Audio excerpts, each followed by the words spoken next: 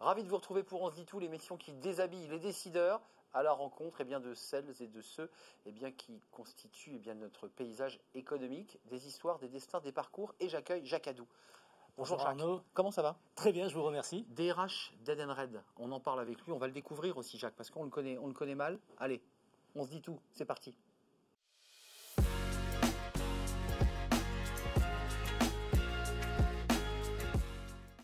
Jacques Adou, ravi d'avoir et merci d'avoir répondu à l'invitation d'On se dit tout. C'est une émission où on fend un peu l'armure. Ouais. Alors bon, vous êtes le DRH Dead and Red.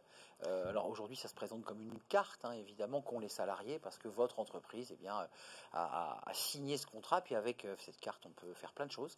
On va en parler, mais vous, vos passions, qu'est-ce qui fait que quand vous avez posé l'uniforme du DRH Dead and Red, qui est le leader mondial, on peut le dire, qu'est-ce que vous faites?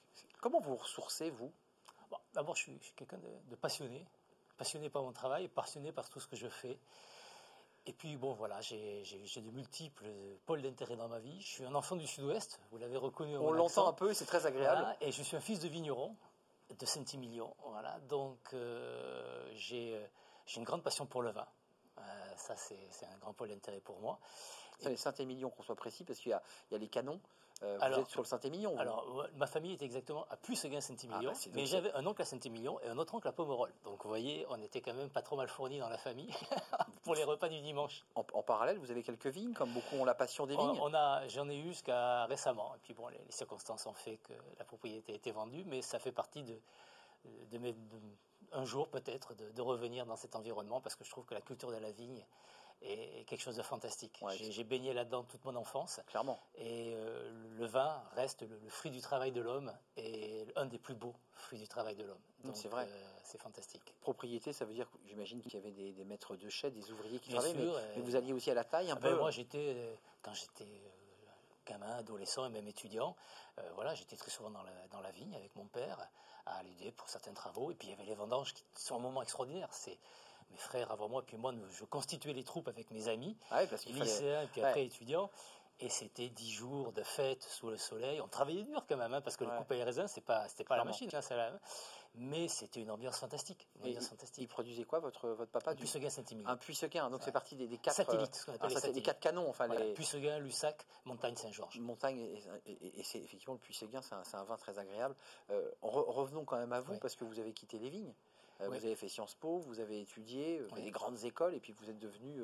Alors vous êtes passé par Accor, j'ai vu. Oui, j'ai fait un passage dans ma carrière, j'ai fait un passage par Accor, parce que l'hôtellerie fait partie aussi des métiers très enrichissants, parce que c'est des métiers où l'homme est important. Et je crois que quand on est directeur des ressources humaines, pourquoi on fait ce métier? Moi, je l'ai choisi parce que j'aime les gens. Voilà, j'aime les gens, j'aime être en contact avec des personnes, et je pense qu'au sein d'une entreprise, le rôle d'un DRH, c'est de faire en sorte que tous les jours, les collaborateurs soient un peu plus heureux, épanouis dans l'entreprise. J'ai vu Benoît Serre, qui est le vice-président de la NDRH, que vous connaissez bien, qui dit qu'il faut révolutionner le métier des DRH, le métier de DRH. Est-ce que c'est votre avis, à l'aune de ce que vous avez traversé, c'est-à-dire une crise Covid, où globalement, vous avez été, me semble-t-il, vraiment en toute première ligne sur cette question, et vous êtes sorti de l'ombre pour rentrer dans la lumière, objectivement? Alors, écoutez, je ne sais pas s'il faut révolutionner le métier de DRH. Par contre, il y a une vraie aujourd'hui révolution du monde du travail. C'est clair. Et clairement. Le Covid a été un accélérateur. Elle avait déjà commencé, elle n'est pas arrivée comme ça en mars 2020, pardon. Mais effectivement, ça a été un accélérateur dans le mode de travail, dans les conditions de travail et aussi dans les aspirations. Je pense que le Covid a amené pas mal de personnes à se poser des questions sur ce qu'ils avaient envie de faire. Voilà, c'est le mouvement de la grande démission aux États-Unis, par exemple, 30%. On est dedans, là. On est dedans. Et donc, il faut que les entreprises s'adaptent, mais tout en respectant les fondamentaux. Mais là, le quotidien d'un DRH, d'un groupe comme celui d'Edenred, c'est de connaître des galères de recrutement, c'est de devoir vous plier en 4 pour aller faire des forums, pour aller chercher, les clients, non pas les clients, mais les candidats. C'est ça, votre réalité? Aujourd'hui, effectivement, l'attractivité d'une entreprise est fondamentale, parce qu'on est globalement, au niveau mondial d'ailleurs, Edenred est présent dans 45 pays dans le monde. Oui, vous avez une vue panoramique. C'est pas juste un sujet français ou d'Amérique du Nord, non, c'est partout dans le monde, il y a une pénurie de talents. Partout dans le monde, il y a cette révolution du monde du travail. Donc ça veut dire qu'il faut imaginer d'autres choses pour attirer les talents. Et chercher surtout à savoir qu'est-ce qui va faire qu'aujourd'hui, quelqu'un qui est sur le marché du travail ou qui cherche à changer de travail, il va venir chez vous plutôt que chez un autre. Et on commence à dessiner quand même certaines choses. La nature de ce que vous faites. Est-ce que vous êtes sur des produits positifs? Voilà. Et de ce côté-là, Edenred, on est en telle chance parce que tout ce qu'on fait, ça aide les gens au quotidien dans leur travail. La petite carte avec la petite bien puce sûr, Edenred, c'est positif quand on vous aide les gens à se nourrir, à se déplacer, à se cultiver. Ben forcément, c'est plutôt intéressant. Quand vous avez une politique de responsabilité sociale très avancée, c'est aussi intéressant. Donc les gens disent, voilà, je vais rentrer dans une entreprise où les produits ont une utilité et qui en plus est socialement responsable. Et après, il faut les convaincre que bien évidemment, l'intérêt du job leur permettra aussi d'avoir un quotidien passionnant et surtout après les capacités à progresser dans l'entreprise et à faire une carrière avec de la mobilité internationale. Oui, parce que votre enjeu, Jacques, c'est de les garder, hein, vos talents. Parce que c'est bien beau de les faire entrer la première année. Puis il y a beaucoup de jeunes qui sont dans cette situation. Ils font 6 mois. Et puis après, ils viennent vous voir et ils vous disent, moi, je vais faire le tour du monde avec ma copine et je vous oublie. Votre entreprise, bon, après tout, c'était juste un passage. Le meilleur recrutement, c'est la rétention. Donc, comment on fait d'ailleurs? C'est quoi les outils que vous utilisez? Bon, il y a le télétravail, il y a les enjeux financiers, parce qu'ils comptent, il ne faut pas les négliger. Ils sont toujours on dit qu'il n'y a que le sens, mais ce n'est pas vrai. Il y a aussi quand même l'argent dans la vie. Hein. Alors, la rémunération est bien évidemment un élément qui reste structurant. Je dirais tout le monde a besoin de vivre, de se nourrir, de se loger, etc.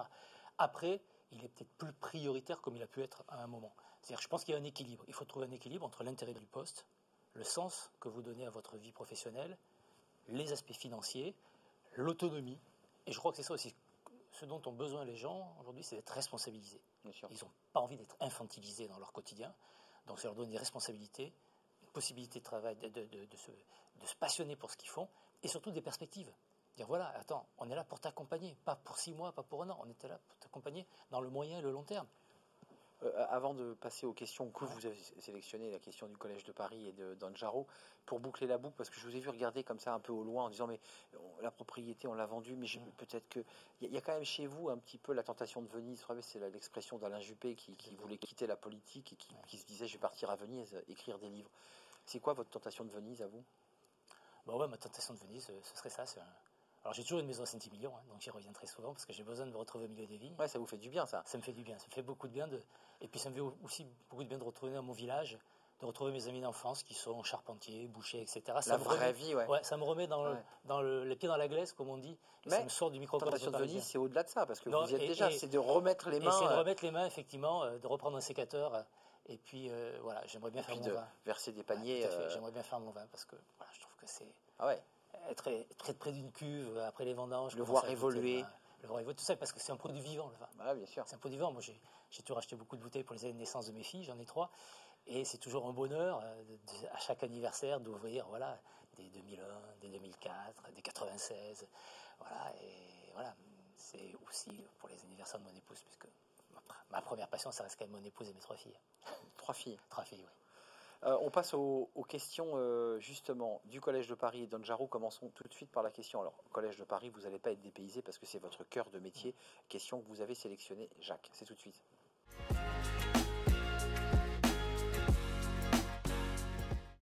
Question du Collège de Paris, la communauté d'écoles qui rend l'excellence accessible à tous. Et vous avez sélectionné une question sur l'alternance. Alors évidemment, le DRH sait de quoi il parle quand il parle d'alternance. C'est vraiment le complément essentiel à la formation et j'allais dire à l'engagement, c'est un mot un peu pompeux, mais à l'ascenseur social d'un collaborateur dans l'entreprise, l'alternance.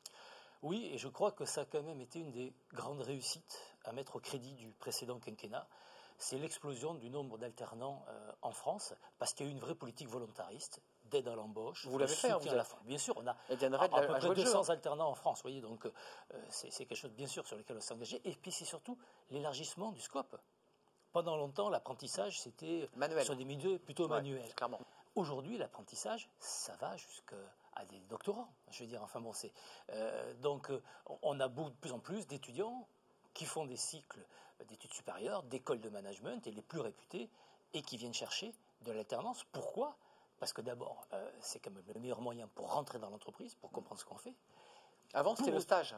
Oui, et le stage est toujours très présent aussi, bien sûr. Mais le stage, c'est 6 mois. Alternance, quand vous rentrez 2 ans dans une entreprise, Là, on peut vraiment vous confier une mission complète avec une perspective. Ouais, et puis reconnaissons que vous pouvez aussi observer quelqu'un sur la durée. Exactement. Ça permet aux DRH, aux équipes de dire, bon, bah lui, vraiment, on peut le garder parce qu'on a vraiment confiance en lui. Et c'est une très bonne voie pour la pré-embauche. Parce que vous avez un alternant qui a été très efficace, il connaît l'entreprise, il connaît l'environnement. Forcément, s'il y a une opportunité, vous cherchez à le garder. Les aides ont été prolongées. Il y avait un débat en juin dernier sur l'hypothèse ou pas elles sont maintenues, prorogées. Oui. Donc vous allez continuer, j'imagine, à avoir une politique d'alternance. Continuer, j'espère même accélérer. Passons à la question d'Anjaro. Anjaro, vous le savez, c'est une start-up qui vous aide, alors ça c'est un vrai sujet sur la rétention et les pénuries de main-d'œuvre, à gérer de manière agile vos remplacements lorsque vous avez des sous-effectifs. C'est la question d'Anjaro et Jacques va y répondre.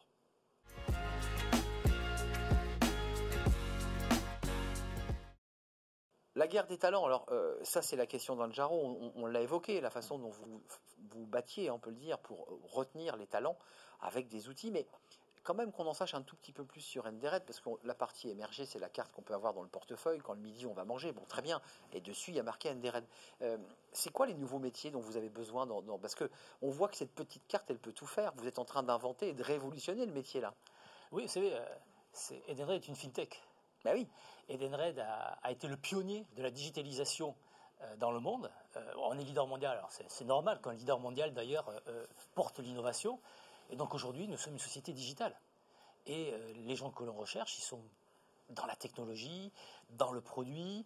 Et pourquoi ? Parce que quand vous êtes une fintech, le produit et la technologie, ça va ensemble, c'est complètement commun. Donc aujourd'hui, tout notre effort de recrutement se porte essentiellement sur des métiers que tout le monde recherche. Donc il faut être meilleur que les autres pour attirer. C'est les talents digitaux, autour de la technique, autour des produits digitaux et de toute cette évolution qui porte autour des plateformes digitales sur lesquelles aujourd'hui nous développons l'ensemble de nos produits. Oui, plus réellement besoin de s'imposer parce que votre marque, elle est visible, elle est connue. La marque s'est installée. La marque est installée, certes, mais vous savez... Il y a de la concurrence. Il y a de la concurrence. Il y a la concurrence sur tous les métiers, que ce soit les cartes alimentaires ou ce qu'on appelle les bénéfices, tout ce qui est avantage aux salariés, exact. Ou les mobilités, puisque 30% de notre chiffre d'affaires aujourd'hui partait par des solutions de mobilité auprès des entreprises.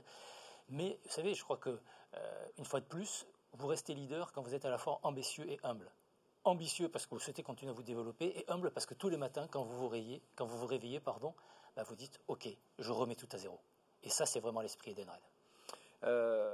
Terminons par l'hémicycle. Alors, vous avez quitté l'uniforme de DRH d'Edenred pour peut-être endosser celui qui va interpeller les élus, nos décideurs, le gouvernement, les députés. Il y a peut-être des choses sur lesquelles vous dites, tiens, si on changeait les choses, c'est la question de l'hémicycle et c'est tout de suite.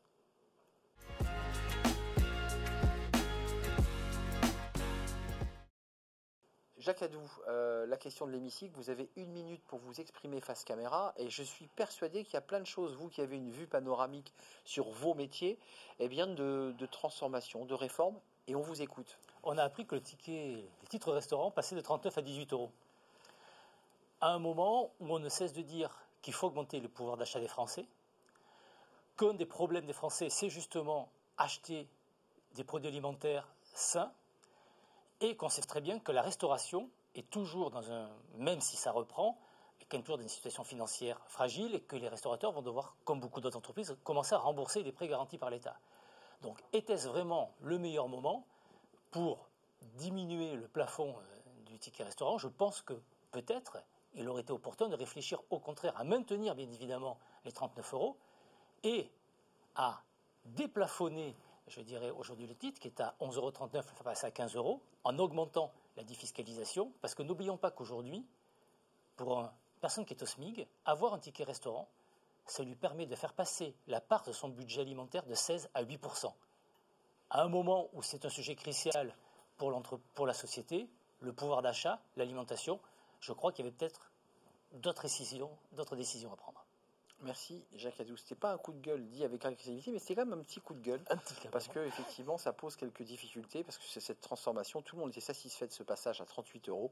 Et puis patatras, pour des raisons, on imagine, fiscales, impossibilité de maintenir ce chiffre. Merci Jacques Hadou de nous avoir éclairé tant sur votre vie aussi, sur vos passions, que sur vos engagements au sein d'Edenred, leader mondial, humble et engagé. Tout à fait. Ça, c'est votre message. Merci à vous, merci pour votre fidélité. On se retrouve évidemment la semaine prochaine pour de nouvelles aventures, à la rencontre de nouvelles personnalités. Merci à tous et bye bye. Décideurs engagés, l'émission TV de l'Hémicycle animée par Arnaud Ardouin qui déshabille les décideurs, qui nous permet d'appréhender ce qui chaque jour leur donne envie de se battre et de réussir.